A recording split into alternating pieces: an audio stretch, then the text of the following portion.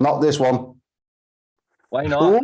Ladies and gentlemen, we are welcome to a very special one-off Voices from Valhalla. We're back like the Renegade Master. And let me tell you. Why not? Ladies and gentlemen. Oh, hang on. Who's got that on? Ashley. No, not me. Don't talk until I've finished. Are you ready? Do you understand that, Ashley? Yep. Right, okay. So, before Ashley really interrupted me, I might even go in there now, you little shithouse. Yeah, you'll be getting one of these if you carry on. Little Jimmy Cricket.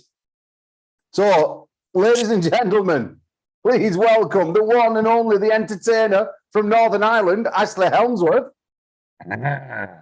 And the man who's at the front of all the trouble right now. This man's been bullied and persecuted. Please welcome Bollywood Matt Conley with a double bicep. There it is. That's all I needed to do. I can go now. How are we doing, guys? Good. Good. As I said, I've been up all night. This is 6 a.m. for me. Just got back from the gym. Well, saying it's 6 a.m., you're looking pretty well. Do you take the Botox? That's You one do, of those don't things. you? Yeah. No, You know, actually, if I don't move my eyebrows, I'm all right. You look like a muscular version of Muscle Bike. Do you know who Muscle Bike is? No idea. He's one of the guys that comes in the track. It looks like that fat Chinese baby with a mobile phone. Have you ever seen it? I haven't seen it. I don't know. Yeah. Well, you look slightly Oriental. Are you from an Oriental background, or? It's probably the angle of the camera. Oriental background. 6'3". No, I'm Irish background. Irish. There's no Irish in you. The only Irish that's going to go in you is when I have a date with you. Irish on one side, English on the other. Right, go on. Let's have a little look who's in the chat. Alan Ford's lurking around. Big win for Alan Ford there this weekend. We'll be seeing him again soon when we kick Canada's ass. Drew24's back in. He always gives us a nice algorithm chat. Ollie Stewart, Ollie. It might be a one-off show, but that doesn't mean you're allowed in. We don't do women in here, remember? So be a good girl, go back to the kitchen, stand at the washing up bowl, and I'll let you know when you can come back. We've got Phil Woody in the house, Arm Wrestling Daft, Lean Machine Tom Holland, big match against Adrian Popescu this weekend. Touch and go, lost 4-2, unfortunately, Tom, but you're still our champion and we love you to pieces. Silky Wilkie's in the house, just saying Muscle Bike. People are saying it's Bollywood Matt Conley. Yeah, you started a trend. Peg to pad. My comments aren't coming up. I do believe that's Fox 8 Ball. Probably Fox because I blocked you. No, I didn't really. Marcus did. Devon's forearms in the chat. David Gibson, another Northern Ireland boy. Obviously, Devon forearm. B. And Ollie starts to laugh. So, before we move on and speak about AWE, because that's going to be a big thing tonight, obviously. I mean, you want to see the video I've got coming out, guys. I'm going to release it straight after this show, so please make sure you watch it. I'm going to wake up to 1,000 messages, I guarantee it, in the morning. Ashley, you've been missing. You've been AWOL for a little time now. You've had what I would consider a successful year for you, really. I know that you're a bit disappointed with what's gone on, meaning you've lost against a couple of the top guys, Ted Wilson, Connor Sale, Barry Knowles. But these are the only people that you've lost against. I mean, surely you can't be that disappointed when you've been against that caliber of puller. No, not a chance. I was after the losses, Paul, but it's like I said in one of my videos, it was the next day after I think I'd lost to Tom Wilson. It was Tom Wilson, not Connor Sale. But I had said that, this part of the early part of the year is going to be the learning, and sort of getting up to speed with the caliber of pullers you're having to pull against this year. you know, and the back end of the year, I'm hoping them for a good, successful showing, you know. So, and I have started that. I put Chris Waters to the sword. I know you said I would, but still saying it and doing it's two different things. And my confidence wasn't really in a great spot. So it was nice to go over and absolutely smash it. And you know, get that sort of a wee bit of wind back in my sails, you know. And the rest of the year, I'm just waiting on either you or anybody else there. Marius Tabakis was looking a match with me, and I says tell him, well, you know, how's about you fucking come over here? Saying I'm always the one fucking flying over, you know. Who wanted a match with you? Marius Tabakis? Yeah. Is that's not the guy who trains with Bollywood, is it? Not yeah, in Australia. He don't want a match with you. The guy's 110 kilos. No. You know the 75 Mario Tabakis. No, I don't know.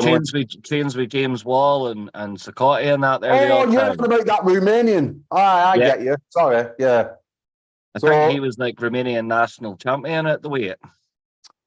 Well, Ashley, I've got all sorts coming, so I'm just going to, before we jump in chat and say hello to everybody and then get Bollywood on the scene. We've got, first of all, September 24th, we've got under 85, over 85 at the UK Bodybuilding Championships in Wolverhampton. Now, that's going to be two big PAA battlegrounds. That's novice events.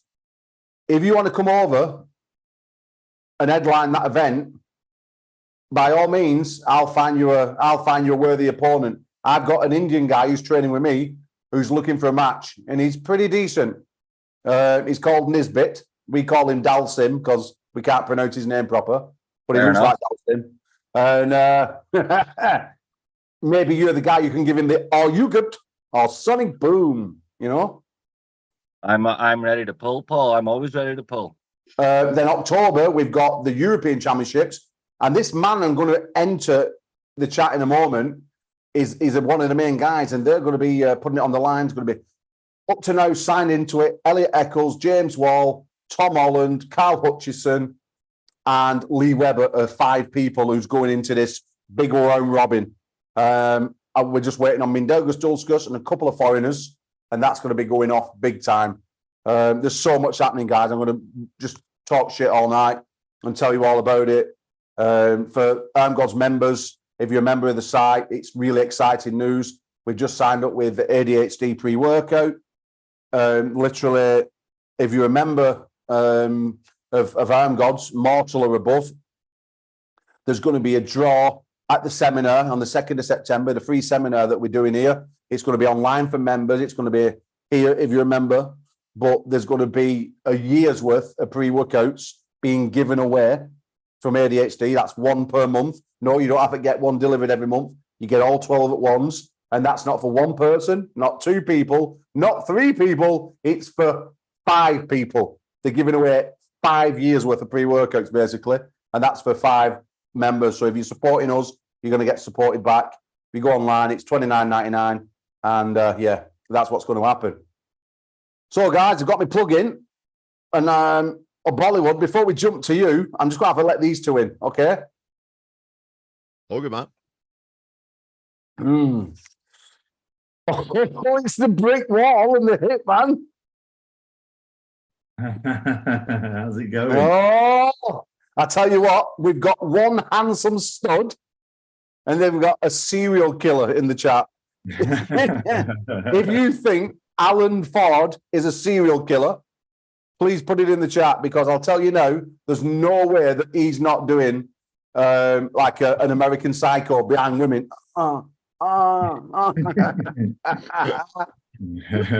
James, put your arm up, James. Put your arm up.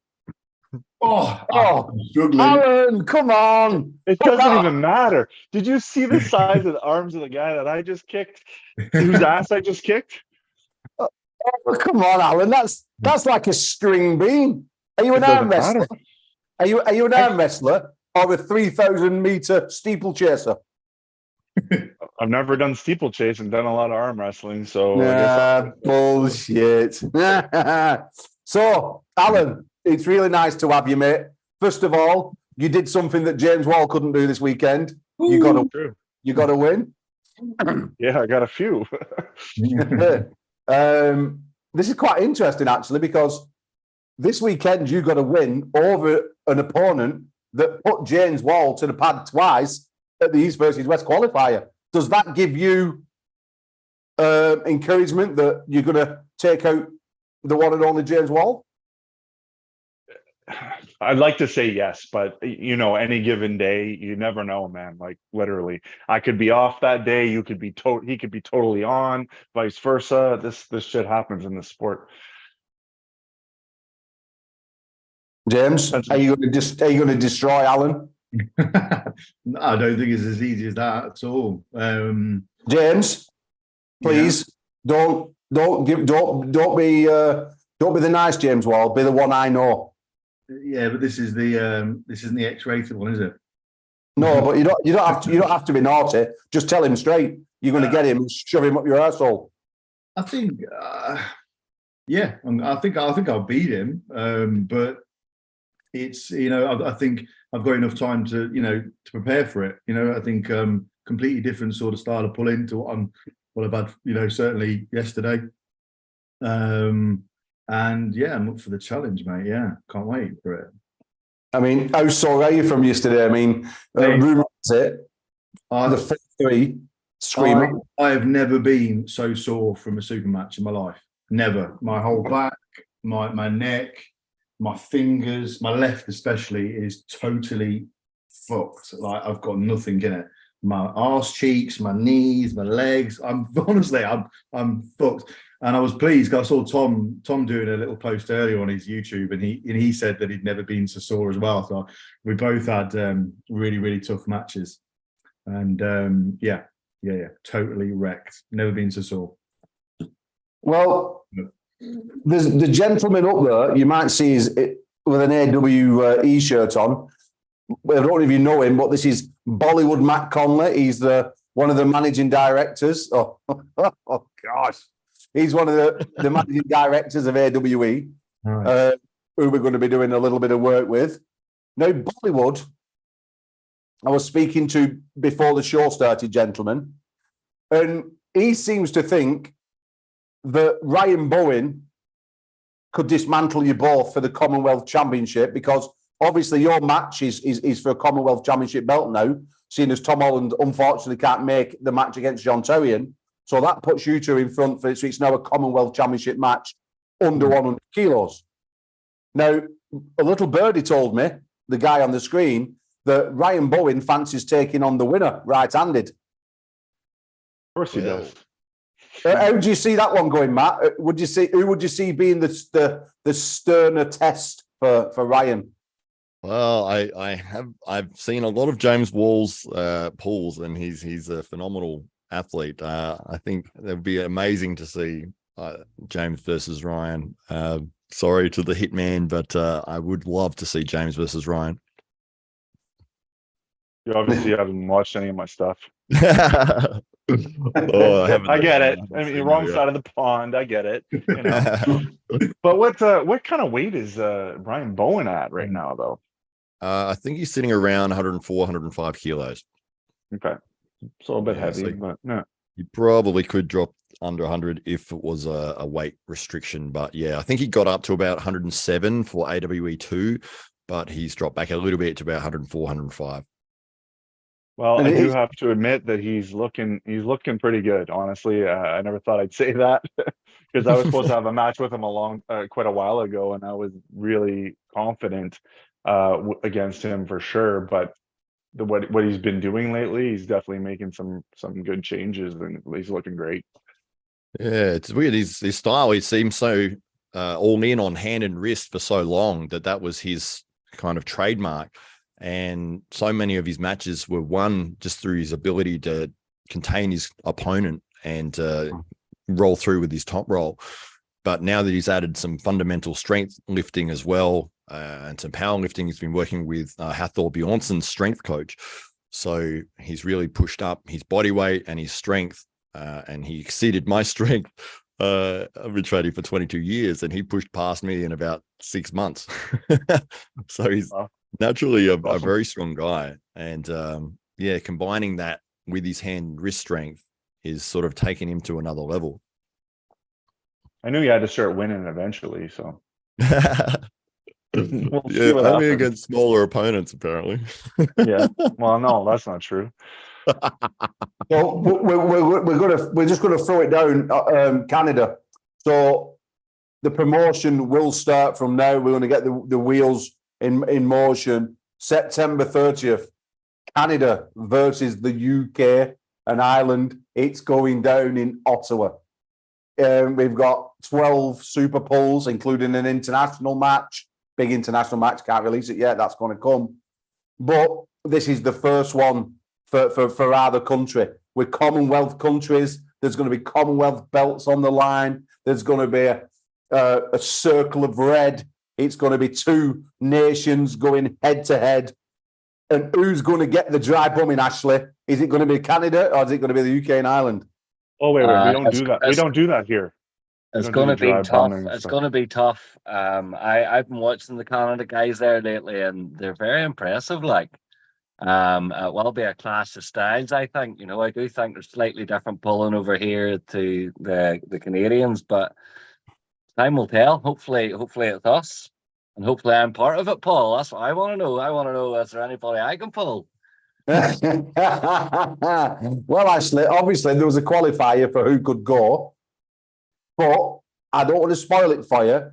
But maybe get yourself ready for two more special country clashes. I'm not going to mention them, but all I'll tell you is that there's going to be two more nations going at it with the UK and Ireland next year, and it's going to be really, really big. Things are in motion, so get training hard and look at getting that 75 kilo spot. Definitely. I'm looking forward to the Pro Nationals as well, Paul, this year. You know, I think that's going to be stacked. That 75 class is just going to be epic. Well, rumour has it, Conor Zagotti, he's now 77 kilos and he's looking at taking out everybody. Well, I'm 76, coming on 77, about 76 and a half now. And if I was to pack on a wee bit of food, I'd be 77 at the minute as well. So Connor's going to turn you inside out. Well, I have a win on him and he has a win on me. So does any other guest upset as many of his guests? Does any other host upset his guests as much as me? Do you think it's you think it's possible? So listen, guys, we all know what's going on. I want to touch on this because it's a big thing, guys, and why I've got you on. Contracts, good or bad? Let's not start there yet. But the real one is AWE being persecuted. Are they the new Jews? Are they being persecuted? Is it Ryan Bowen's fault? Is it just the fact that that's the way things are going? I really want your thoughts. And Alan, we're going to get a sensible answer from you. Okay. Oh, you want me to start? Contracts typically are like, yeah, it's like the devil. In the arm wrestling world, generally, nobody wants contracts, but unless there's a lot of money attached to it, for one. Two, I think that contracts aren't necessarily a bad thing. It just depends on how they're written, right? So limiting arm wrestlers from pulling in other events really is not, I don't think that's the way to go unless you're going to be paying them on a regular basis, like an actual salary. That's how I see it anyways, because you're kind of, people have tried to do it before and you're kind of cutting the throat of the sport a little bit, because then the pullers can't, these high level pullers can't pull anywhere and get seen and expand the sport the way we all want it to happen. So unless AWE's got something really amazing going on and they're going to be paying their pullers, then I don't know, a very limited contract maybe, but nothing where you're tying their hands. That's how I see it anyway. So you was part of the UAL, UAL, Alan, in a big way, when Robert Drenk had it in America. What sort of contract did you sign then? I didn't. You didn't sign a contract? No, he did have some contracts for some of the bigger name guys, I think, and I'm 100. I don't really know exactly what they entailed. Not UAL. They weren't big on the contracts. Right. Well, when I was watching a bit of thingy this morning, I got up and I was just chilling out, having a coffee, and that guy who was with Devon Luratt, that bald fella, I think he's the core sportsman. He was saying that they've, well, maybe giving away millions of dollars. There's millions of dollars in there. Do you think there's that much money going out? How many people have they actually got? You know, how much is people going to be arm wrestling for? Does anyone have an inkling? Does anyone know anything? I don't. I mean, the core sports, obviously, there's some money there. And I don't know exactly. I don't know the details of where it's coming from. They put on a really good production. They're very professional. Outside of that, I don't know. I heard inklings about them, you know, getting the pullers to sign contracts, and they're not going to be able to pull anywhere and stuff like that. So I'm not crazy about that, but that's about all I know. So let's talk to a man who is pretty much the centre of it all. So Bollywood contracts, terrible idea for you, yeah? Yeah, I just think at this point in the sport, it's going to be a detrimental thing, because if there was a level where it was reaching sort of the mainstream audience, and it was like, okay, this is where an organization has stood out from the pack, and they've got the ability to, as Hitman said earlier, you know, offer somebody multiple matches per year. It's on a salary, and you don't really want to go to anywhere else. It's like, okay, well, this is my home. They're paying for everything, and I'm earning a living from doing this, the sport that I love. I don't think it's at that point yet. And to put out exclusive contracts that restrict people from pulling in certain organizations, it really can limit the sport's ability to continue to grow. Because say Engen signs up, you know, 10 or 15 of these top guys, but then those people are going to be continuously just facing each other over and over. And it's like, well, it's the same match just again and again. These guys have already gone against each other. And if you've got a sort of a ranked order from 1 to 10 figured out, it's like, well, trying to build the hype to see a match between somebody like that is difficult. Whereas if they've got the ability to go anywhere around the world and compete against people that maybe they didn't know or maybe they didn't see before, like when we had Todd Hutchings come over, I think everyone thought that when he faced Matawaringi Hedemorris that he was just going to walk through him, and it was actually a very, very challenging match. He still won 4-1, but it was an exhausting match for him. So the ability to go and face people anywhere in the world is fantastic, and it's almost unique to arm wrestling that anybody in the world can just put their arm on a table and you can have a match regardless as to your ability, your strength level, and then you're almost locking that out from people when you put these exclusive contracts out. So you've got that element, and then the other element, which is very interesting, is when Engen said that people on these contracts with East versus West will be able to pull on King of the Table, they'll be able to pull on Monster Factory, they'll be able to pull on Arm Wars, but not AWE. We won't let you pull on AWE. So they've obviously singled us out for a particular reason, and it may be because of Engen's beef with Ryan, but yeah, it's almost a bit of a snub. To me, I sort of take it as a compliment, because it feels like, oh, if you guys are restricting your athletes from competing on our show, you may be seeing us as a threat in terms of we're doing great production, putting on awesome matches, giving these guys a platform and putting out content in a way that might be superior to what you're doing. You're seeing that and going, these guys might be a threat to us. We don't want you competing with them and then potentially moving forward and past where we're sitting. So yeah, that's sort of the view that I've got on it. You know, I mean, a business is going to try to lock up people into a contract. It makes sense. I don't think the sport is at that level where it's required at this point. And James, so before I jump into my stuff about it all, James, you're an aspiring arm wrestler. I know how much arm wrestling means to you. You pull on any promotion, you go all over the place. You really do put it on the line. Would you sign a contract now if it meant not pulling anywhere else? Yeah, it's a really, really good question. And this whole contract debate was only really brought to my attention over the weekend when I was talking to everyone. And yeah, I think, without really thinking about it, the first thing I think is, I don't like the sound of it. And for the sport, I agree. I don't think it's ready for it. But actually, the conversations that I'm starting to have now with people and family, in fact, is that, like you say, well, I'm sort of aspiring. It's everything sort of feels like it's taking off at the moment, and it is really taken over my life. To tell you the truth, I'm self-employed, and I'm sort of so focused on arm wrestling. Work has taken a little bit of a step back. So there will be a point where, if there was an opportunity to make some sort of a living out of arm wrestling, which is like a dream come true to me, I may consider it. Yeah. Okay, so let me put something to you. Let's say you've got a contract.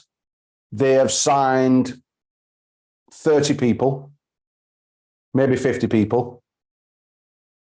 You get 10 grand, not for each match, but 10 grand for all the matches, guaranteed. But you can only pull 3 matches in a year, which is realistic, yeah? Mm. Would you then give up pulling 20 times a year, like you do now, because you love arm wrestling, to pull 3 times a year? Because that's definitely a possibility, isn't it?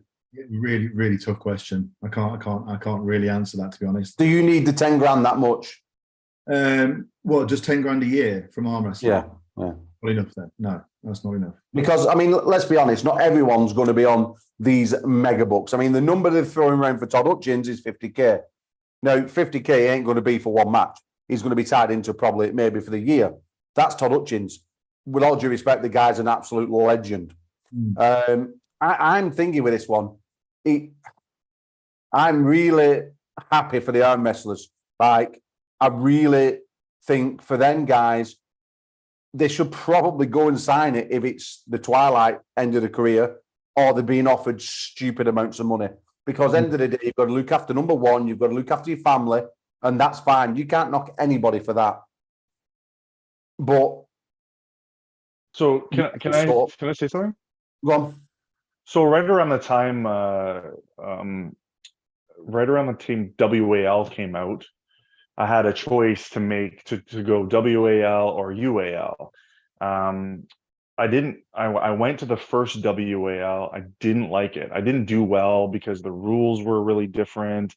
The pads were different. The reffing was not good. So I leaned more to the UAL. UAL was clean. Reffing was good. I liked the flashiness of it. They had the ring girls and the lot of money, right? I didn't get paid a lot of money or anything like that. But anyways, I had to pick at that point. The majority of my team, Ottawa High Hookers, Devin, all those guys went the WAL route. I'm like, no, I'm fine over here with the UAL because he's got big plans on making this into the next UFC, basically, of arm wrestling. And it seemed like he was going to do it. So I went with it. And I did. And now that I think about it, I did sign a bit of a contract, but nothing holding me, just to keep things under wrap. Basically, I could still go compete places. And then UAL just deteriorated, and I really wanted to be over a WAL at that point because that's when they had the TV show, and it really seemed like they were growing big. And I couldn't get in at that point because I turned away from them. So that sucked.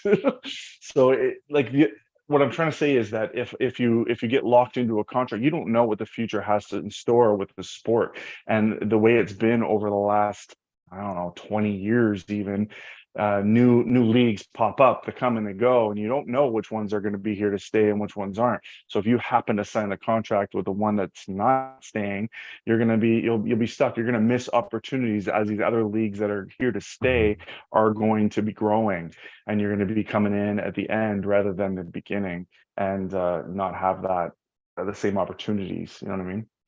So Yeah, that's my issue with assigning the contract. I mean, if they're going to take care of me and it's guaranteed, because a contract works both ways as well, right? Like, not only I have to be loyal to this league that I'm signing a contract with, but they have to take care of me as well. They're on the contract saying that they're going to supply a certain thing. And if you're okay with that and you agree with it, then that's great. You just have to be taken care of well enough to make it worth your while. But keep in mind, there's other stuff out there, you know what I mean? And who knows what the future's got in store? Like this ARMGODS could be this huge, end up being the next big thing, right? And if you go sign a contract with somebody else, you're going to miss your opportunity there. I think what you have, yeah, like Engin touched on it on one of his posts. He said top 8 was over there. Then you have WAL over here. We never really got to see the matches that we wanted to see. I agree with Engin Terzi that he has done an amazing job with East versus West, bringing them all together, and nobody else has done that. But the issue I have now is if you're going to tie him to contracts, then we're all never going to see him there. Like, are we going to be able to get like guys coming over doing seminars? Like, so we can actually get them live in UK, to pull. I mean, can they travel to Timbuktu? Can they travel to Japan? Can they go to Australia? No, when you start limiting the fact that you can't let your pullers go there, then I think it becomes a little bit silly. Now, I did on a video, I said maybe about subcontracting, subletting out the pullers. So let's say, for instance, Matt wanted Dave Chafee. Engin says, okay, well, he's at risk of getting injured if he pulls for you. So what we want from you is, this is his fee, $5,000. This is what we pay him. You need to pay us $2,500, right? And maybe it can start subletting pullers out. I mean, that's an option to ease the frustration from everybody. But the thing is, none of us are privy to the contract. So if we're not privy to seeing the contract, we can't really give our honest opinion. All we can say is this, and this is going to come out in the video, guys. After this thing, please watch this video I'm putting out. It's very, very finger pointing. I think all this has come about because of I5. Matt, you know my personal feeling. It's not for AWE. For me, nobody's scared of AWE yet. Okay, you're doing an amazing job, amazing production. It looks the bollocks, but no one's freaking death of you yet. I think it's the I5 people, the Yankees, that the people are afraid of, because they've come in with a big iron fist, plenty cash, and they've bought up all these big names. Yeah, they're tagging everybody on Instagram, no matter who they are. They're filling up all the comments with the tags. They're doing everything. They're promoting it like no tomorrow, and they've got an ocean full of people on that card. Now that's who I think East versus West and King of the Table are afraid of, because someone who can come in with really deep pockets, as deep as them, now they can take away what they're building, and that's a fact. I don't think it would happen. I think the East versus West have certainly built themselves a big enough name now that people see it as the main organisation to go to, where you're going to see all the big matches. So I don't feel like they had to do the contract scenario. I don't think necessarily it's Engin. My thoughts is it's an advisor in the ear, and I'm not alone with this one. There's quite a few people think the same, but again, it's going to be in the video after this. You don't think it's Engin? No, I don't know. Because from what I know of Engin, he likes to have the control, right? But I mean, I don't know all the details of what's going on either. So there's a lot of people what like the control of things, Alan, and fair enough. There's whispering in the old ear and stuff like that. I listen, this Engin situation with AWE, for me, that's not Engin Terzi. I'm telling you, Engin Terzi has fell out with Devon Larratt not too long ago. True or false? They're friends. Yeah, Devon Larratt Devon Larratt sent a full troll army on Engin Terzi. Engin Terzi made up and was friends with Devon Larratt. Mm-hmm. Aussie arm wrestler Jake Ward did live commentary, fell out with Engin Terzi. They met up in Norway, I believe, or somewhere like that. King of the Table. They become friends and they talk. All forgive and forget. True or false? True. Ryan Bowen has done what? He did the live commentary thing, and you're telling me that if that's the only thing that Ryan Bowen has done, that Engin's going to fall out with Ryan Bowen over live commentary when he's already made friends with someone who sent 30,000 fans at him and another man who argued about the same thing. So why would he persecute Ryan Bowen? True. Yeah, it's true. Yeah, of course it is. So what I'm saying to you guys is it's not Engin Terzi. Engin Terzi will forgive and forget. It's people advising in the ear. Like, watch the video when it comes out next and then just leave your things in the comments. I'm going to leave you in suspense, but few of you probably know where I'm going. But I'm telling you, it's not Engin Terzi what's causing all this. There's no reason Engin wouldn't make friends with Ryan Bowen. None. And I'm asked who says anything about it. There's no reason why they should be persecuted. Now, end of the day, I don't think we're going to get. I mean, in fact, I'll come out and tell you guys, AWE have had people pull out of their matches last minute. ARMGODS have had people to pull out of our matches last minute. It's just happened to us now about the Canadian event, right? And we know why. We know why, because little birdies are in the ears and they're telling them that they can't do it because it's not good for the future. A very close friend of mine was spoken to by an old friend of mine, rung him up and spoke to him and said, are you sure what you're doing with Paul Maiden pretty much is basically, good for your career? Well, I'm the one looking after UK and Ireland arm wrestling, and you're the one tossing it around looking after everybody else. So fuck off, dickhead. I'll smash your fucking teeth in. There you go. That's a... Even...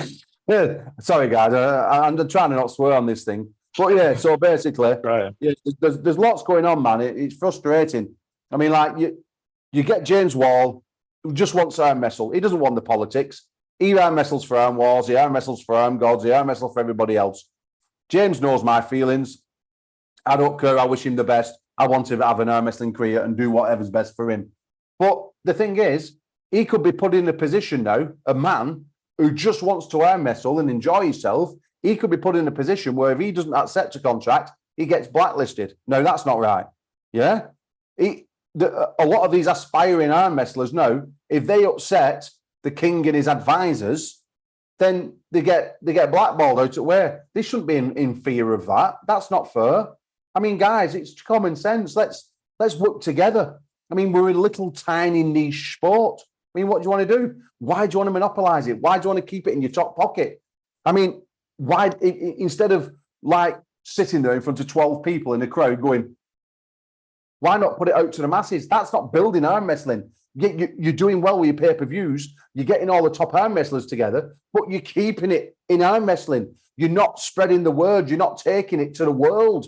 Someone's going to stumble across this YouTube channel or somebody else's YouTube channel. That's not going to build a stadium full of arm wrestlers. That's not going to build a stadium full of arm. Not at all. You have to get off your arsehole and you've got to get out there. You've got to get normal people in the street and all these other sports, get them in a room and show them what you can do. And they don't care if it's Devon Lerac, Gennady Quickvenia, Ashley Elmsworth and Hollywood Matt Conley. They don't care who it is as long as it's an amazing match. And that's the truth. Because these people in this street don't know who anybody is. And that's how it is, boys. If you want to build arm wrestling, we need Peter from number 63, Janice from 41, or Bob from number 56, Smith Street. That's who we need in them rooms. That's who we need to get into arm wrestling. And that's what these top guys need to be doing, these top organizations. Not getting, we've got Devon Lerac and Levan, and they've earned 80 grand. Fantastic. But you know what? You've got one person into arm wrestling. We went down to Wales in a dirty old club full of hillbillies and sheepshaggers, and we got 6 people into arm wrestling by doing a little show. 6 people. That's like, it's 6 more people into sport. We went to Scotland. They've got 7 more people. We did a show everywhere. Everywhere we go and do shows, we drag new people in because people from the street still message us now. Can we have some tickets when you next come into Wales? Is that not how we build it, guys? Yeah, absolutely. Yeah, it's very much a grassroots community-orientated sport, which is why I love it so much. Everyone in the sport loves it, and they're friendly and humble and nice. And every club that I've been to around the world and the people that I've spoken to, that they're into arm wrestling, and everyone wants to help each other. And then you get to the upper levels with these organizations that are having problems with each other. It's like, man, this is the complete opposite of what it's supposed to be at the grassroots level. You know, I love the fact that you can go and have a super match with somebody, and immediately after the match, they're telling you exactly what you did wrong and then working with you so that you don't make that mistake again in the future. What other sport are you going to ever see that? Like, you have a boxing match, and then in the background, like, when you slip that jab, it's just insane. It's such an amazing thing. And it seems to go through the athletes all the way up to the top, that, even when you saw Devin Larratt and Michael Todd have their match, immediately after the match, Devin Larratt's in Michael's corner going, yeah, you know what I did? I beat you with riser. You've got to work on like, it was just straight after he's giving you advice. It's like, this is why this sport is so amazing. Everyone is helping each other. And because of that, everyone grows together and everyone gets better together. I can see the same thing with organizations. I mean, because ARMGODS, and we're talking about doing stuff together, and it's like, absolutely, that sounds amazing. We'd love to do stuff with everybody and anybody. And then, maybe we're getting locked out of that position now because somebody's like, oh, we're going to lock people into exclusive contracts, and that side of the sport is now eliminated. And I do agree with what He-Man was saying earlier. Like, as an athlete, you don't really know what is going to happen in the future. I mean, AWE, we've only been around for 9 months. We put 2 events on. A third one is coming up in October, but you've got all these other places that are springing up. And if you're locking yourself in for 3 years, and maybe in the next 6 months, ARMGODS or AWE or somebody just rises and they're offering people 10 times the amount that you would have been getting with East versus West. And it's like, oh, actually, I can't actually sign anymore because I've already signed with East versus West. And now I'm sitting over here on 10 grand when I could have been getting 100 over there. So locking yourself into an exclusive contract at this time in the sport, I don't think it's a great idea. No, and collaboratively, if we all work together to grow the sport, like what Paul's saying, the sport by now, within the 30 years plus I've been arm wrestling, the sport should be so much bigger by now. It really should, but we're basically cutting our throats all the time. Everybody, even WAL, WAF. Like, all the drama that's going on with that. There's not, you go to the Worlds, you're not even actually competing against everybody from the Worlds. It shouldn't be like that. When I was a kid, they talked about it being an Olympic sport, but they can't get their shit together to make that happen. So it's always been happening, and it'd be really nice if we could grow the sport the way it should be. Like, there's not a person on the planet really that doesn't know about arm wrestling or hasn't done it at one point or another in their life. You know what I mean? But they don't know that there's a professional that you can actually do this professionally. So you just got to get it out there and work together. And it is like a big family. We were just talking about this on the weekend. Like, it's crazy. Arm wrestling is such an awesome. It's so awesome. That's why when we get these pullers, when people get they start with the sport, they stay with it because they feel like part of a family. And that's what I've always loved about this sport. And learning from your competitors, and it's, I don't know, hopefully one day we get there. That's what I always say. Yeah, but there's always, go on. Oh, I was just going to say, it surprised me with somebody that will come in, like a big organization will come in and they'll have a financial backer, and that backer will provide them with a large amount of cash to set up everything. Maybe that person's been convinced and they're like, yep, cool, I'll put in this amount of money. And then that organization starts and they lock up some athletes and they put on the events, but they haven't appealed to the mainstream audience. They've only locked up, that very niche arm wrestling audience, and they didn't do what they needed to do with the undercard to build future stars. And in terms of promoting the event, which does take time, it takes a long time to get these people to a point where, they become a household name and a superstar in the actual sport. And if you're targeting the mainstream audience, and if you can break into that area, that's where you'll find the greatest financial success and the greatest success for the athletes in terms of opportunities.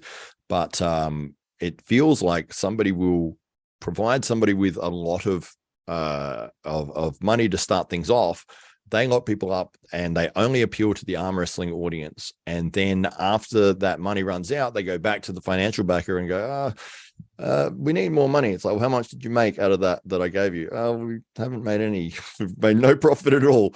Okay, Exactly. well, I don't think I'm going to give you any So, more. And then how do we build it then? Yeah. How do we build it? I mean, you tell us. I mean, how do we build the sport then? Because everyone, like I was saying then. So if you're working on building your undercard, you're building up your stars and promoting it correctly in a way that anybody who can turn on that match, who's never seen arm wrestling before, they can immediately understand what's happening and they can enjoy it.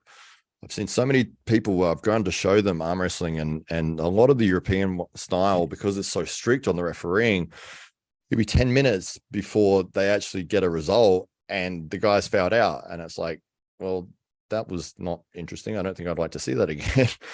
Whereas if you're able to create a story and you get people interested in it, and as you said before, Paul, it doesn't matter about whether or not these guys are the absolute best in the world. If you make the two competitors interesting to people and you say, if you've got a background like, well, this guy cheated on that guy's girlfriend and and they hate each other, they can't stand each other, can't be in the same room, they're furious, and they're going to get on the table and they're going to arm wrestle, it's going to be insane, it's going to be amazing. And these guys might be like terrible arm wrestlers, but I'll watch that because it's like, I want to see that. If you're able to sort of create those stories, and especially if you're combining that ability with people who have the talent and the skill, that's where you can really start reaching out to those people who are flicking channels and they're like, oh, what's this? And immediately they can buy into the story. And then it's like, oh, wow, these guys obviously are better than me. And they have a backstory that I'm invested in. James, how do we get bums on seats? How do we get bums on seats? Yeah. I'm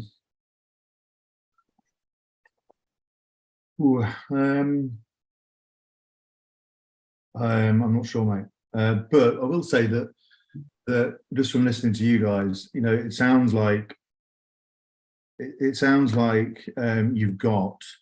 We're talking about trying to work together to build a sport, but the businesses is growing, and it sounds like there's loads of individual businesses all popping up everywhere, and the most successful businessmen I know are all complete bastards and really ruthless. And I can't see, I struggle with the mix of working together, just from what I'm hearing, Okay, so fair enough. So do you think the biggest businessmen you know are bastards, right? And they're businessmen, but they're not in the sports entertainment world, are they? No. Okay, so we're looking at getting people into an arena, normal people, paying people, because that's the only way that this stays sustainable. At some point, them pay-per-views are going downhill. Them cards, no one's going to want to pay $200 for a set of cards anymore, or $100 for a T-shirt. That isn't sustainable. That's going. See you later, goodbye. It's got a shelf life. Right. How do we get people off the street to buy tickets like we do, ARMGODS? Just keep promoting. Yeah, but you don't promote. You've got to show them what you're capable of doing. And you've got to get out there and put the legwork in. See, because what everybody else does is they go the easy route. They just want to click on here, they promote it, and they want arm wrestlers to buy it. How many people who are not arm wrestling fans buy them pay-per-views, do you reckon? I don't know. I typically don't. Okay, typically don't. I don't know anyone who's not a non-arm wrestler. I mean, sure, yeah, we've got some fans in the chat, of course, but realistically, it's the percentage is like 0.0001. Let's flick over to boxing. How many people are going to watch Tyson Fury versus Anthony Joshua pay-per-view, $25 on TV? Never mind the 95,000 that are going to spend hundreds of pounds on tickets in the arena. How many's going to watch that worldwide? No, yeah, I know we're talking boxing, but we've got to remember they've got 95,000 at stadium paying But you're also talking about really big, well-known names too, Paul. It kind of contradicts what you're saying about. No, it doesn't, because listen, it doesn't. Because Devon Larratt is well known all over the world. Yes. Okay, Yeah. so Devon Larratt, John Brezink, best two known people. How many people go into an arena for watch that in Turkey? Or Gideni Quickvinia? How many people was in there in Turkey? I don't know. I wasn't Not there. many. I heard not very many. Yeah. Okay, that is the very best well-known arm wrestler in the world. Yeah. In- True. Okay, and what did he draw in? He drew nothing. He drew nobody in. But he's not well known compared to those boxers. In the grand scheme of things, you might have Mainstream. several 100,000 followers. Okay, so I bet there's millions of YouTubers out there that have got over 1 million views, but we have no idea who they are. okay, so we had 130 people packing out a room in Ireland and in Wales. We could have had more in. We had no well-known guys in there. Everyone who left said it was the best event they've ever been to. And you were there, James. So were you, Alan. Mhm. You know, best atmosphere you've ever seen in your life. We got them, and we got it again in Wales, and we had nobody's on, in theory. I think it's different where you're Why? from in that people just need another excuse to drink. But it's not though. It's not that though, Alan. It's people. No, you, I know. you go out to a concert or you go out to have a good time. Like in the grand scheme of things, Devon Larratt's got 750,000 followers. Yeah. Turkey have about 2,500 people at the national championships. Yeah, no. Yeah? It's Yeah. next door to Bulgaria, who have thousands of arm wrestlers. It's next door to all these other countries that have so many arm wrestlers. So why didn't they travel? It's not that expensive. If you live in Turkey, why is that arena not got 3,000 people in? Because I remember watching James pulling that East versus West qualifier, and if there were more than 9 people in, I'm lying. Hmm. So something's going wrong. Mhm. Surely. It's the promotion. It's the promotion and getting the name out there and making people actually care about wanting to see it. It's the way that you tell the story about the match, because you can have two people who are very average arm wrestlers. You tell the story of it and make it interesting and make it in a way that the general mainstream audience actually wants to consume that. And that's where you find your target market. That's what Tyson Fury and Anthony Joshua are doing. People who don't know boxing, but they've bought into that storyline of, oh, wow. And then they might have seen an interview with Tyson Fury and going, oh, that guy is very interesting. I want to see how he performs in the ring. Or it's about taking as many opportunities as you can get to get in front of camera, to get content out, to get people to see your sport and your people in your sport and sell them the idea of the match. And this competitor is absolutely phenomenal, and he has this amazing skill set, and he's going against this guy. It's going to be insane. And telling the idea as to why do I care? Why should I care about this match? If you can answer that question for people and say, this is why you should care, because this guy is going to crush this dude, but he's got a chance in the long run because it's a long match or something. But if you come up with whatever the reason is for each match and you tell that storyline and people buy into that, that's where you can find people's interest. Oh yeah, and you've got to start putting things on where you've got the best place to go. Like we went to Wales, we knew how to promote it. Wales versus England, Wales versus UK, whatever. In a council estate in Wales, it went nuts. The place, I mean, Candyman come bouncing out. It was like ridiculous. Yeah, it was absolutely ridiculous. Atmosphere was intense. You could cut it with a knife. It was mega. Yeah, the production value is a bit different because we go after a live show. But the thing is, we still got actual genuine paying people in there, like non-arm wrestlers. Like, so I want to know why these big organizations are not getting these non-arm wrestlers in. And why is because they want to be seen as the top dog. That's why they only want to get the best matches on. They don't care about Alan Ford against Matt Conley or James Wall against Paul Maiden. They don't care about that match. They only want the big matches on to look good to the community, because that's what sells to the arm wrestling community. Paul Maiden, James Wall doesn't sell nothing around the world to arm wrestling community. It doesn't sell anything. Devon Lerac, Gennady Quitvina does. But that's making a quick buck. That's thinking, that's short-sighted thinking. That's short-sighted, blinkered thinking. Open it up to the world public. You don't need them guys in. Alan Ford, Ashley Elmsworth going at it, having a great match. People see it. They all hang around. You promote it. You speak to them. You come and get them again. Next minute, Ashley's got some fans. Alan's got fans. He's got fans. James has fans. Oh, I want to watch that James Wall now. He's a top guy. Oh, I can't wait for watch that Paul Maiden lose. He's a right twat. Do you understand? And that's what you build. But you don't get none of that with any other organisation because they're not passing out. Everyone's trying to condense it and take the pay-per-view money and take all the arm wrestlers. People are fighting for these guys who in the chat. People are fighting for these people who are watching YouTube or watching websites or whatever. People are fighting for them. They're not fighting for what's really important to grow the sport, which is outside of the arm wrestling community.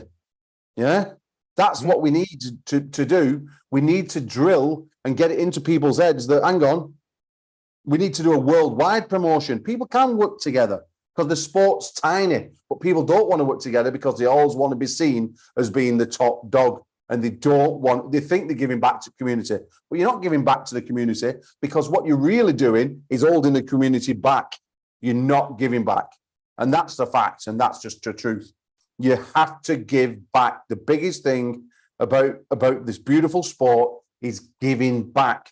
And you're not giving back by pigeonholing people and keeping them like this. You're just not. So Give back. Paul, Go on. So I was going to say that's kind of what Devon Larratt does, though. So why is he not getting bums in seats? I mean, the guy goes out in the street all the time, and I was going to say the same thing. I'm like, you need to get out there and get the normal people involved in sport, get them interested in the sport, get them, and then they say, well, punch Devon Larratt's name into the YouTube, and then they start watching things, and now they're more interested. And the other thing we used to do a lot too is go to the schools. We would literally get the children involved at like high schools and put on events and get arm wrestling. That's how I started in a sport. My school had an arm wrestling tournament every year, and they had an arm wrestling table sitting in a hallway. You've got to move with the times, Alan. You You've also got to move with the times. You're right. You're right. But I think the other you've got to have entertainment. Like you can't get away with two guys walking up to each other going, That doesn't happen anymore. No, you're right. You've got to look at the times. Like, I'm a big boxing fan. Look at YouTube boxing. Like, they generate more money, like KSI and Logan Paul and all them bullshit.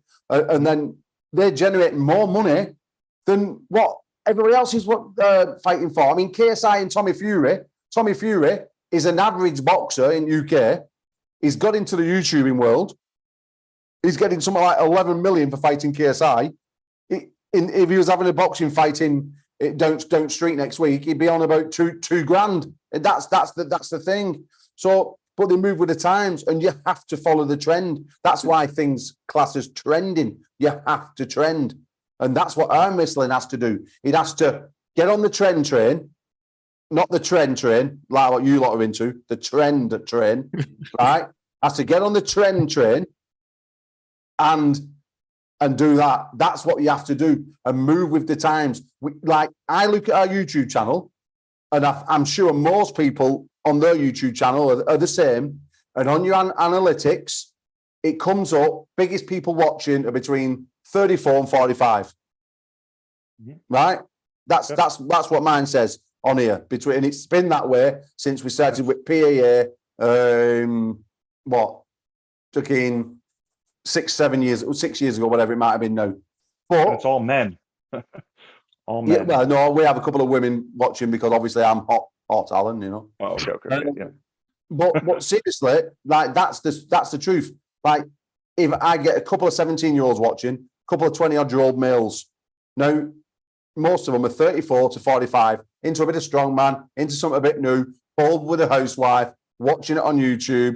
You know, the wife's watching Coronation Street, ironing away, whatever she's doing, and he's flicking on YouTube, and that's how it is, right? That's the sport in general. Like, So how do we get out there though? Because like I said, Devin Larratt was doing that. That's how he grew his YouTube channel. He was going with these Devin high grew his level YouTube channel. YouTubers. No, Devin grew his YouTube channel because WAL, first of all, he was on a show, and secondly, he was going to all the motorbike things well the WAL had in America, traveling around, and most of them are his fans from that. And then it snowballs a little bit. Then he had a fight with Thor that helped him out by 100,000 subs or whatever he did, and so on. And Jimmy Mufu getting involved with them YouTubers. He didn't grow it astronomically through arm wrestling. He doesn't suddenly become this, oh, we love Devin Larratt. Yeah, everyone knows him, but he did stuff with Eddie Hall. He did things with Jimmy the Mufu. He did all this sort of stuff, yeah. And Devin's amazing. He's blessed. He's done amazing. He's a leader of the sport. But that's the way to do it. That's what I'm saying.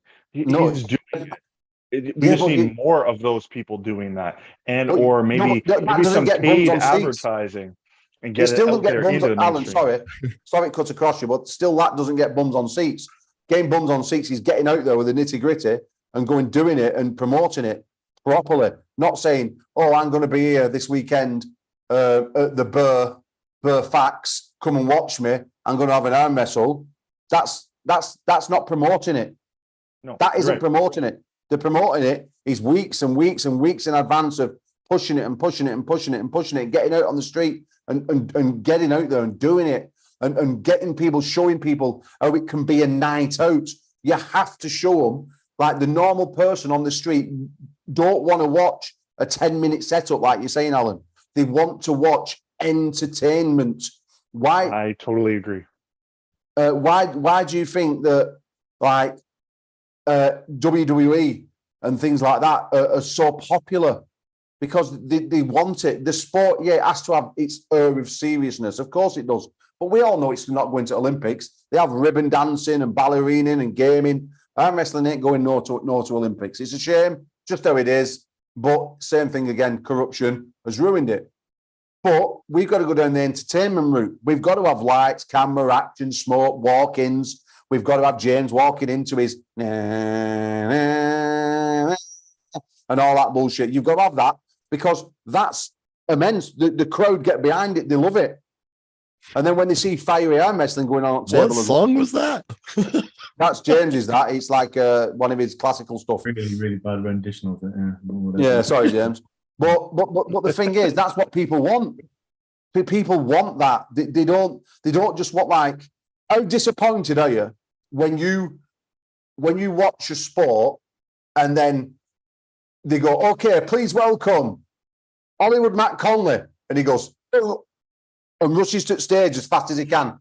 You're like, hang on, you just ruined the best 3, 4, 5 minutes of watching it, coming in like that, sparking, strutting in, showing his shit. That might be the best part of the show, but people actually look forward to that sort of stuff. Do you know what I mean? It's like, all this is part of the build-up. That's what gets the crowd interacting with the puller. You know, like, once you get that crowd interaction, once that crowd buys into you and they think, oh, go on, get it, babe, whatever, you've got them in the palm of your hand. I can go back to Wales every month and I can fill that room, 100%. And I can fill that room and I don't need any top pullers. I can fill it with a room of novices. I know I can because we've got them people up in that area right now. We can go to Carlingford in Ireland and we can fill that room with a room full of novices because we had it upped, and we can do that. And I know for a fact, and I guarantee you, I'll have a £5,000 bet now with anyone, I can fill them rooms up without any top names because it's the entertainment. People want to come and they want to have a beer. They want to have a sing and a dance. They want to get behind the guy, yeah? Because that's the people who pay the wages. That's the people who make the sport get noticed. When you have 5,000, 10,000, whatever fans we could get together, you know, with the biggest arm wrestlers, once a sponsor sees that or a TV station and they see 5,000 people cheering the bollocks off, throwing beer everywhere, dancing to Sweet Caroline in between rounds, you tell me that they're not going to jump in because they're saying, hang on, they've pulled 5,000 people in that crowd. They're all paying. They spent 10 grand on beer. They spent 15 grand on food, and they're having the time of their life. And it comes across on camera as well as in the room. You've made it. And that's what we need to work on. Like Dirts does it now. Dirts started in a ballroom, started throwing in a Catholic club, and they're throwing darts. And it's boring. 56, 92. Yeah? People going like that. The second that they stick a cape on back of somebody, comes walking out looking like Dracula, he can obviously play the game. He has a bit of smoke, bit of music. The crowd start getting involved. They give the crowd some 180 signs and a bit of other stuff. They introduce a DJ, a few flashing lights. Look at it now, $1 million competitions like every other month, filling out thousands of people. And that's darts. And darts is about as entertaining as a kick it bollocks. So, well, don't you think then that's why the demographic's older? You're saying that they're 34 upwards, and you've just described the event, which is entertaining. You're talking about the beer throwing, the claps and stuff. But do you think that's then maybe sort of pushing out the younger kids coming through? Maybe that they can't, but it's maybe not something for them to get into at that young age. These teenagers, if it pops up and they're sort of like seeing this, do you think maybe that's sort of pushing them aside? Yes. Possibly, maybe. But I mean, you tell me, 17, 18-year-old guy who doesn't go out getting pissed, who doesn't go to a football match, who doesn't go out and go to a boxing match. I mean, I just think that we have to. Well, then another thing is, you see, it's also certainly something in the UK. It's that it's getting that point across that arm wrestling is a professional sport. So I still get that. I still, get people say to me, "You're one," and it's sometimes not taken seriously. I'll tell you what, James. You commit to 8 weekends with me on a Saturday. We'll go into some city centres, and I guarantee you, once we stand outside JD, which is a kids' clothes shop, I guarantee you know that we get kids into arm wrestling. It's mate. About. Yep. I guarantee it. We commit to doing that. We bring it in. We bring them kids in. And I'll tell you something else. When we get into youth clubs and stuff like that. Oh, piss off, Siri. We get into youth clubs. We get into stuff like that. We're laughing, but you've got to make it entertaining, because the world is TikTok, it's Instagram, it's Facebook, it's whatever. It's everything. It's everything, but what? They also like the characters, don't they? And I think you've got to. I think it's important to build the characters as well. I know you could fill. Of course, it is. Phil Carlingford easily, but I think maybe, hence why I've started my Instagram now, just to sort of build myself up. I'm a bit stuck in the dark ages over here, and I think it'd be really appealing. I think for people to not fall in love, but sort of really, these just to capture the imagination of some people before they go to these events, because then go, this person I've been following, and there's this and that, and let's go and see him on stage throwing beer over Evan. Yeah, but I mean, I'm not saying that it all has to be wild partying, and I'm not saying it has to be that. Not everyone has to be an entertainer. But the world is moving that way. That it really is. It's people don't want people being nice to each other in a press conference. I mean, you see that. Like, I watch, obviously, like IFL TV boxing. I watch everything. I love it. But when you have two guys saying, "Well, yeah, I really respect him. He's a really nice guy. May the best man win." Like the press conferences last for about 6 minutes. The promoter's like, "Fucking hell, son, sort it out, please." They stop them straight away. But when you've got two people going back and forward, whether they mean it or they don't mean it, people are captivated by it. They like drama. Yeah. I mean, and sometimes things can be manufactured, but that's all part of the promotion. I think if you've got athletes that are very quiet, very respectful, and they're matching up against each other, if you're the promoter and you identify these guys are not going to be charismatic, they're not going to be confrontational. So I have to do the storytelling side of it for them on their behalf. I can't rely on these guys to get in front of the camera and get angry at each other and say nasty things to hype this event. I'm going to have to do that for them. And that's where you'd be like, okay, well, we're going to put these two guys together because they're the right match to make. But why is it the right match to make? And how do we sell that to the public? Why should we be interested? Why should we care? You answer those questions, and that's what you've got to do every time that you're going to put a match together. Why should the audience care to see this? What is it about this match? Then you take the responsibility yourself and say, I'm going to be telling the story for you because I understand you don't have that ability. You don't have it, or you don't have that confidence, or that's not part of who you are as an arm wrestler. Not everyone's Devin Larratt. Not everyone has the ability to stand in front of a crowd and be very entertaining. The guys who can do that, and they are elite, they are the superstars in every sport. And you get somebody like, say, Conor McGregor or Tyson Fury, who has the ability and has the charisma, and they go together and they become phenoms.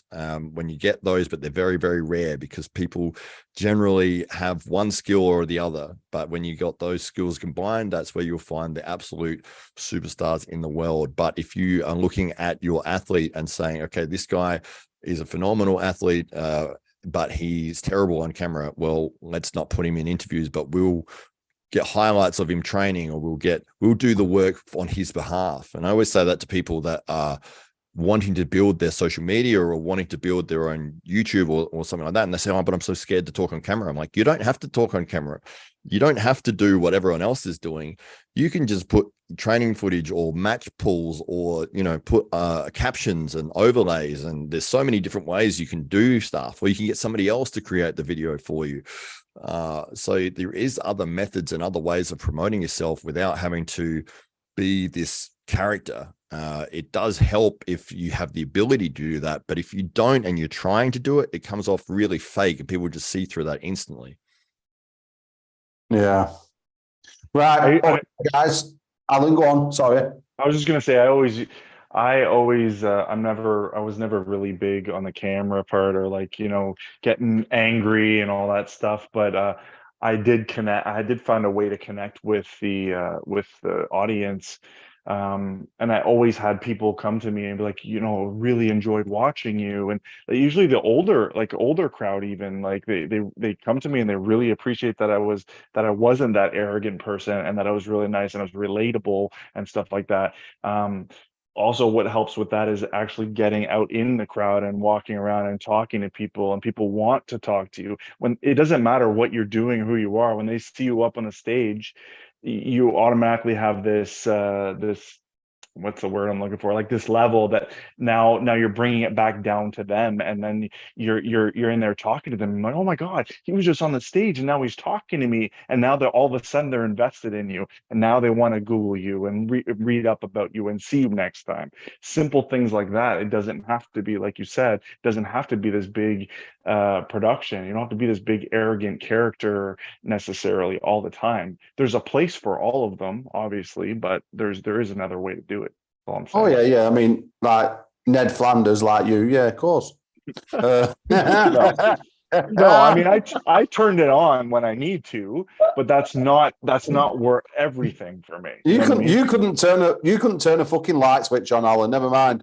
And all I'm going to say to you, Alan, is this: the man underneath you on that camera, James the Brick Wall, in Canada, is going to smash you about in front of your own crowd, in front of your own team.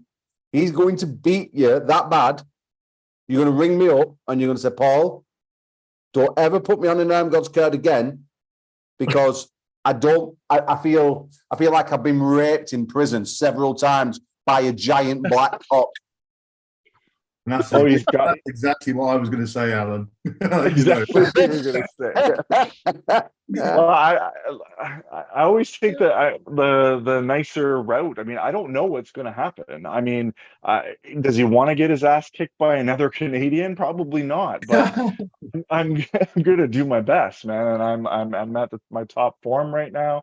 I just beat the guy that beat him. I don't know. It's looking kind of good for me. I don't know. all you Canadians are juicing It's gonna be a constantly. good match. You're all juicing, all Oh, your yeah. team juices. And nobody there is doing it either. No, So, no. Like, don't talk shite. Listen, you don't talk shit. we are. Hang on. Nobody from UK gets busted on drug tests, but they do from Canada, don't they? Ooh, no, that's a Yes, they European do. thing. Yeah, they Who do. got busted from Canada? I don't even hear about this. It's not been released yet, but it's coming out very soon. Well, I know. I'm privy to the comment. End of the day, I can vouch for James Wall. He's as clean as a nun, right? As clean as a nun. Good for him. That's great. Whereas I know that Evan McGowan openly admitted to riding up to 281 pounds to beat me, a fat Paul Maiden who's a fat natural, and I still toyed with him like a small child. So you Canadians can do whatever you want, because I'll tell you this. 300 years ago, the Redcoats came to North America and we took over, right?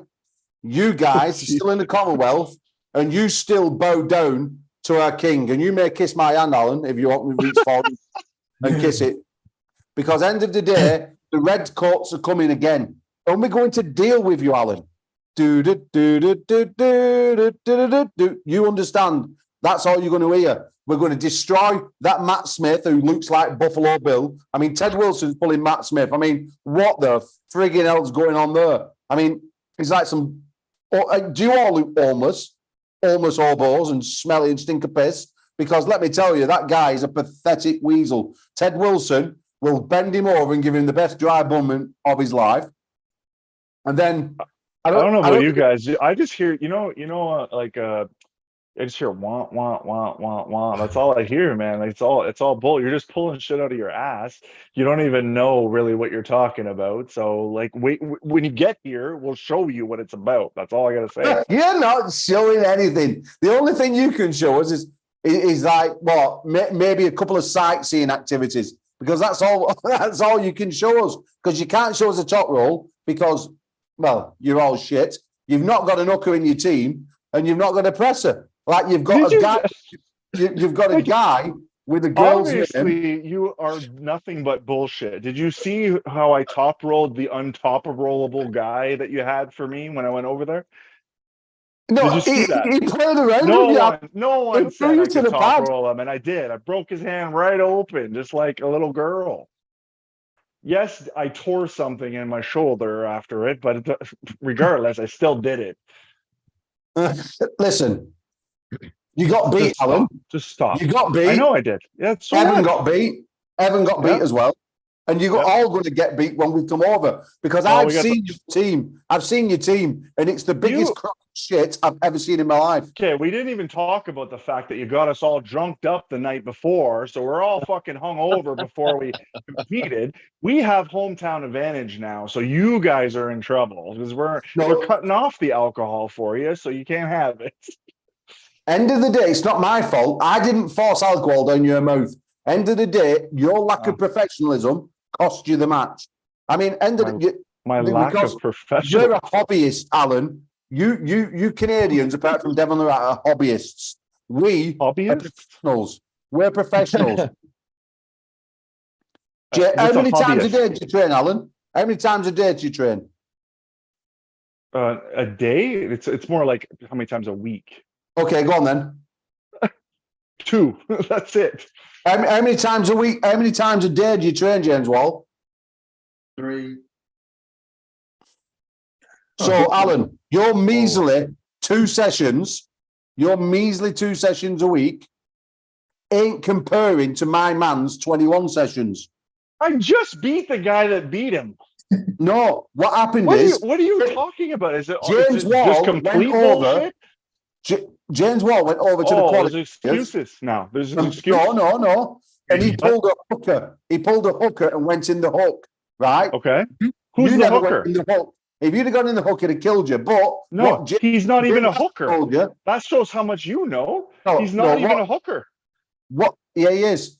And what happened? He isn't. And James Wall, right? James Wall went over there and he didn't tell anyone this, but he tore his pectoral off his chest. Okay, great. That right? sucks. So he had no power there. He was Maybe injured. James shouldn't have hooked him because he's not a hooker. Mm. He has a good hook, obviously, but James is the one that put him in the hook. No, he's not. He is. No, I've talked no. extensively about that with him. Listen, and you I also can't just talk to pulled him anyone like because no one 6 can understand rounds. what you're saying because you speak Oh like you yeah, got words in your mouth. Canadian, right? The accent. Yeah, Listen, just kiss that again, Alan, because that's Just what you're boot me already doing. out then. Like if that's all you got, just kick me off the feed, and then just like Evan does all the time when I start making too I much don't want to sense. kick you off the feed. End of the day, Alan. All I'm telling you is this: Canada's going down at least 10 to 12-0, right? Hey, At least. I just hope it's a good show. That's what I care about. Bollocks to the I don't need show. to do all All I this want to trash do. talking. Bollocks to the show. I don't Oh, care okay. if a person shows up. I don't care if no one shows up. I just want my team to come and absolutely destroy you so you never want to arm wrestle again. Because this is personal. You're completely contradicting yourself. We just had a whole conversation about how you want to build the sport, and then now you don't care if anybody shows up. Yeah, You but just want to I kick do. our ass. Which one are you picking? I Pick do one, care. for fuck's sake. I can build the matches on 20 other shows. All I want to do is Just make not you this one. Canadians just like that, just destroy you. Okay. Because that's all I want to do. And when that pork chop, You're not even pulling. Why do you even care? You're not even pulling. Because I'm the team coach. Oh, okay. Yeah. Hopefully you taught everybody what they need to know before they come to Canada. I mean, what's going to happen to Evan Burgoyne? I mean, James Wall, James Beach, Evan Burgoyne. What's going to go on there? But I mean, does he have a match with James? James, you're pulling both arms? No, James is pulling Evan, left. Okay, I didn't actually know that. I thought it was James Beach. Mate, James Beach. What happened to Beach? Yeah, James. That's what I'm saying. James Beach. Yeah. Okay, I thought you said Wall. So what's going to happen? So what's going to happen to Evan? I mean, that's 1-0 straight away to us.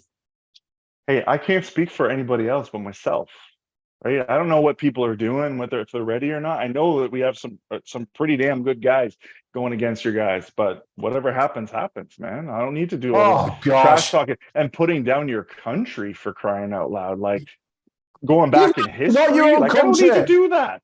You've not even got your own country. You're like Americans, little boys, like they own you. You're like the Yankees own you. You're like all French as well. Like you're all like mixed up fucking weirdos, and you don't even have your own land because them Americans just take it off you like that. Okay, Paul. Oh, there you go. I don't want to fight back because you know it's true. End of the day, Alan. Oh, it's so true. End of the day, this is what's going down. The UK team are coming over and they're going to absolutely destroy you. We're not messing around. We're not laughing and joking. That man down there is going to absolutely dismantle you, Alan. You are going to get absolutely run over. I can promise you. So you better get on your gear again. You better train hard because when that 20-inch python gets strangling your hand, you're going to think, what the fuck's going on here? Now, Alan, thank you for coming on the show. Good night. Gentlemen, Ashley, it's been a pleasure. AWE, Boyd Matt Conley, awesome. James Wall, you're an absolute fucking stud, and there's no way on this planet that them string bean arms are ever going to do anything to you. Alan, good night. God bless. Thank you so much, guys, for being in the chat. Mwah. Love you all. Sorry about that, lads.